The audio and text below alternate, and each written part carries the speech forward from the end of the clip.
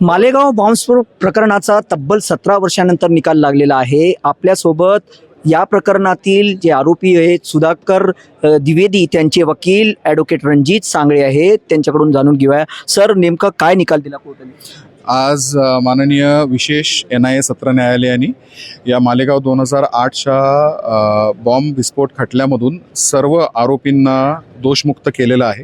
त्याच्यामध्ये त्यांनी कोणत्याही प्रकारचं षडयंत्र केलं नाही, कोणत्याही प्रकारच्या अभिनव भारतच्या तथाकथित बैठकी झाल्या नाहीत. RDXKचे खोटे ट्रेसेस सुधाकर चतुर्वेदींच्या घरी प्लांट करण्यात आले, खोटे इंजुरी सर्टिफिकेट्स जखमी लोकांचे बनवण्यात आले.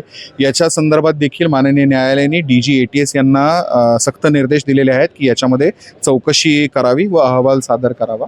आणि त्याच पद्धतीने क्राईम सीनवर जे काही घडलं होतं किंवा क्राईम सीनवर जे काही त्यांना सॅम्पल्स मिळालेले होते ते पण सगळे कंटॅमिनेटेड होते. त्याच्यामुळे असा कोणताही त्यांचा सदोष सहभाग या कोणत्याही षडयंत्रामध्ये किंवा ह्या घटनेमध्ये दूरपर्यंत दिसत नाही. आणि त्या अनुषंगाने माननीय न्यायालयाने सर्व आरोपींना, सर्व 7 आरोपींना या खटल्यामधनं पूर्णपणे दोषमुक्त केलेलं आहे. या प्रकरणात जी मोटरसायकल वापरण्यात आली होती साध्वी प्रज्ञा सिंह यांची होती असा दावा करण्यात आला होता, त्याबद्दल कोर्टाने काय म्हटलं? ही मोटरसायकल साध्वी प्रज्ञासिंग ठाकूर यांची होती, याचा कोणताही पुरावा नाही. या मोटरसायकलचा खरा चासीस नंबर काय होता हे आजपर्यंत समोर आलेलं नाही. आणि सदर घटना व्हायच्या कैक वर्षाआधी साध्वी ह्या संन्यासी झालेल्या होत्या, त्याच्यामुळे त्या मोटरसायकल वगैरे वापरत देखील नव्हत्या.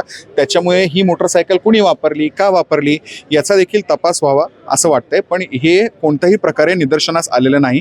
त्याच पद्धतीने बॉम्ब ब्लास्ट हा मोटरसायकलच्या आत झाला असा कोणताही पुरावा नाही. किंबहुना तो मोटरसायकलच्या बाहेर बॉम्ब ब्लास्ट झालेला आहे. मोटरसायकल वापरली गेलेली नाही आहे. मोटरसायकल देखील त्याच्यामध्ये आहत झाली, ती अफेक्ट झाली, पण त्याच्यामध्ये बॉम्बस्फोट झाला असा देखील कोणताही पुरावा माननीय न्यायालयासमोर आलेला नाही. त्याच्यामुळे ही मोटरसायकल बॉम्ब ब्लास्टसाठी वापरली गेली असा कोणताही पुरावा नाही व त्याच्या अभावी देखील निर्दोष मुक्तता झालेली. अभिनव भारत संघटनेला या बॉम्बस्फोटासाठी वित्तपुरवठा झाला होता असा एक आरोप होता, त्याबद्दल काय?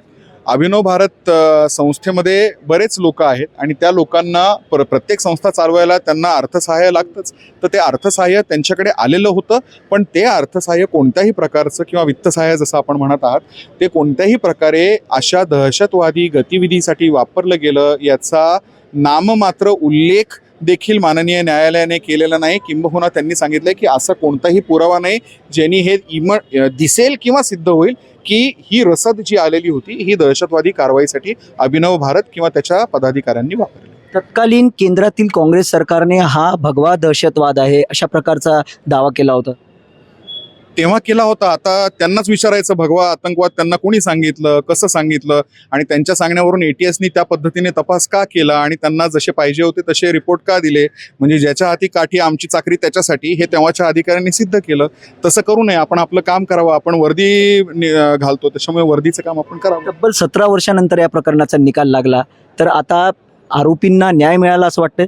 आरोपींना 100% न्याय मिळाला. किंबहुना फक्त आरोपींना नाही, देशातल्या प्रत्येक हिंदूला, जगातल्या हिंदू धर्माला, हिंदुत्वाला मानणाऱ्या प्रत्येक व्यक्तीला न्याय मिळाला अशी आमची भावना आहे. कारण माननीय न्यायालयाने अतिशय व्यवस्थित शब्दामध्ये सांगितलेलं आहे की दहशतवादाला धर्म नसतो. त्याच्यामुळे काँग्रेसच्या ज्या लोकांनी धर्मावर, हिंदू धर्मावर, भगव्यावर डाग लावण्याचं जे पातक केलेलं आहे, हे जजमेंट किंवा आजचा निकाल हा त्यांच्या तोंडात सणसणीत झापड आहे. आणखी कोर्टाने काय म्हटलेलं आहे निकालात?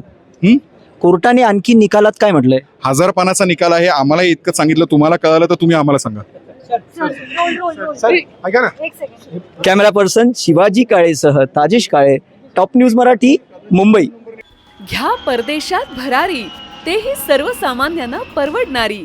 1 रुपया भरा आणि थायलंडमध्ये फिरा. सचिन इंटरनॅशनल घेऊन आले आहेत जगातली सर्वात स्वस्त परदेश टूर.